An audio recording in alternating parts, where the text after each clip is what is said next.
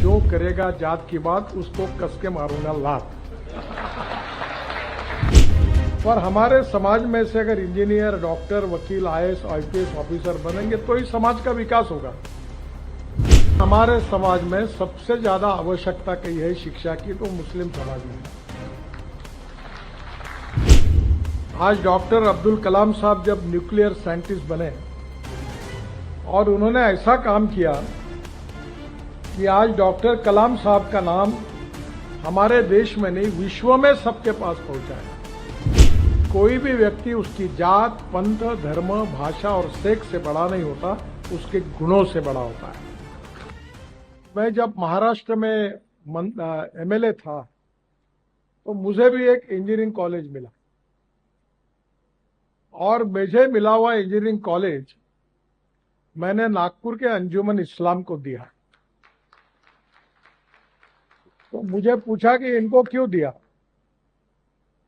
तो मैंने कहा हमारे समाज में सबसे ज्यादा आवश्यकता कही है शिक्षा की तो मुस्लिम समाज में है। दुर्भाग्यवश यह है कि पांच ही धंधे समाज में लोकप्रिय है: चाय की टपरी, पान ठेला, कबाड़ी का दुकान, ट्रक ड्राइवर और क्लीनर।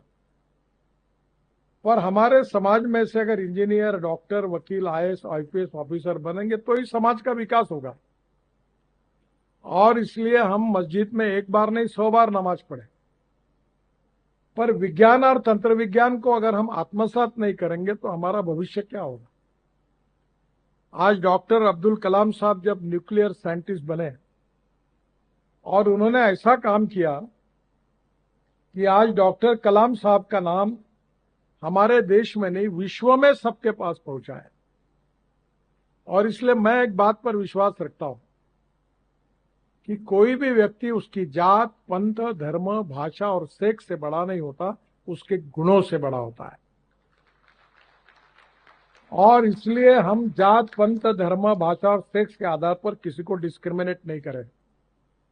मैं तो राजनीति में हूं, यहां तो बहुत बातें चलती है, तो मैंने कहा नहीं, जो मैं मेरे हिसाब से चलूंगा, जिसको देना वोट देगा, नहीं देगा वो नहीं देगा। बहुत जाति वाले लोग मुझे मिलने के लिए आते हैं, तो मैंने उनको सबको मिलकर 50,000 लोगों में कह दिया, जो करेगा जात की बात उसको कस के मारूंगा लात। तो मुझे मेरे मित्रों ने कहा कि ये कहकर तुमने बड़ा नुकसान किया है। मैंने कहा जो होगा सो होगा, अगर चुनाव जीतता नहीं तो आदमी मरता थोड़ी है, मंत्री नहीं हुआ तो। पर मैं अपने उसूलों के साथ इस पर कायम रहूंगा और व्यक्तिगत जीवन में उसका आचरण करूंगा। आज मुझे खुशी है कि अंजुमन इस्लाम से हजारों लड़के लड़कियां इंजीनियर बने हैं।